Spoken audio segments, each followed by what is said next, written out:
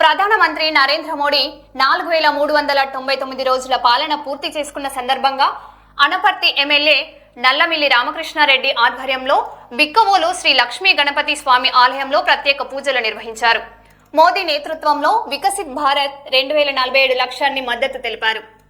అనంతరం cake cut చేసి సంబరాలు జరిపి మోదీ నాయకత్వం వర్ధిల్లాలి అంటూ పాదయాత్ర నిర్వహించారు. అందరికీ నమస్కారం.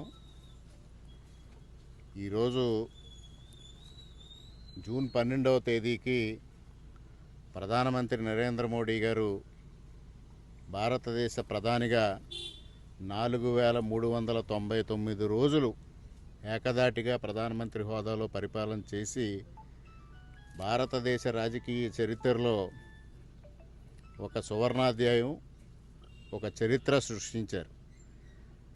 ఎన్నికైన ప్రజల నుంచి ఎంపికైన ప్రధానిగా గతం నుంచి నెహ్రూ గారు ఏదైతే జవహర్లాల్ నెహ్రూ గారు 4398 రోజులు పరిపాలన చేస్తే ఈ రోజుతో దాన్ని అధిగమించి నరేంద్ర మోడీ గారు భారతదేశ చరిత్రలో ఒక విశిష్ట స్థానాన్ని సంపాదించుకున్నారు.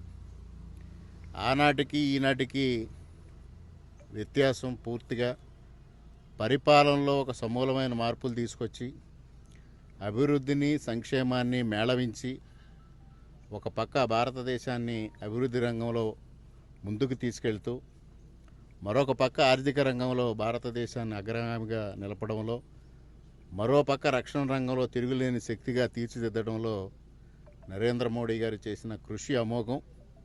ఇవన్నిటికీ మించి ఇవాళ విదేశాంగ విధానం, దౌత్య విధానం ఏదైతే నరేంద్ర మోడీ గారు అవలంబిస్తూ ఉన్నారో దానికి ప్రపంచం అంతా భారతదేశం వైపు చూసే పరిస్థితి వచ్చింది. ఈరోజు ప్రపంచంలో ఒక తిరుగులేని నాయకుడిగా నరేంద్ర మోడీ గారు అవతరించారు అనడంలో ఎటువంటి సందేహం లేదు. ఒక పక్క భారతదేశంలో అంత్యోదయ స్ఫూర్తితో ప్రతి సంక్షేమ పథకం క్షేత్రస్థాయిలో ప్రతి లబ్ధిదారికి అందాలనే లక్ష్యంతో పనిచేయడం జరుగుతోంది. ముఖ్యంగా రైతుల్ని ఆదుకోవడం, సంక్షేమం చూడడంలో, మహిళల సంక్షేమం చూడడంలో, మహిళల ఆత్మగౌరవం నిలపడంలో, అదేవిధంగా యువతకి భావితరాలకి భవిష్యత్తు చేకూర్చడం, ఇటువంటి అనేక కార్యక్రమాలని నరేంద్ర మోడీ గారు చేపట్టడం జరిగింది.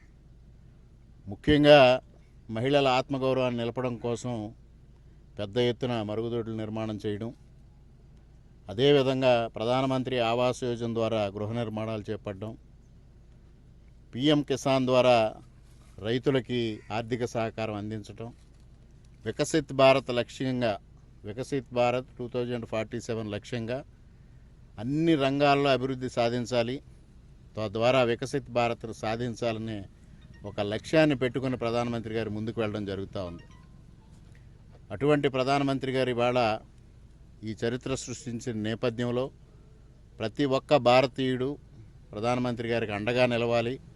ప్రధానమంత్రి గారు భారతదేశం యొక్క ఆత్మాభిమానం, ఆత్మగౌరవం, సమగ్రత, సార్వభౌమాధికారం నిలపడం కోసం ఏ విధంగా కృషి చేస్తూ ఉన్నారో ప్రతి భారతీయుడు మొట్టమొదటిగా దేశం, ఆ తర్వాతే నేను అనే ఒక ప్రత్యేకమైన ఆలోచనతో ముందుకు వెళ్ళాలి. భారతదేశం యొక్క విశిష్టతని ప్రపంచ దేశాల్లో పెంచడం కోసం నరేంద్ర మోడీ గారికి ప్రతి ఒక్కరూ అండదండలు అందివ్వాలని ఈ సందర్భంగా తెలియజేసుకుంటూ, ఇవాళ భారతీయ జనతా పార్టీ అనపర్తి నియోజకవర్గం, అదేవిధంగా కూటమి అనపర్తి నియోజకవర్గం తరఫున నరేంద్ర మోడీ గారికి హృదయపూర్వకంగా శుభాకాంక్షలు తెలియజేసుకుంటూ సెలవు.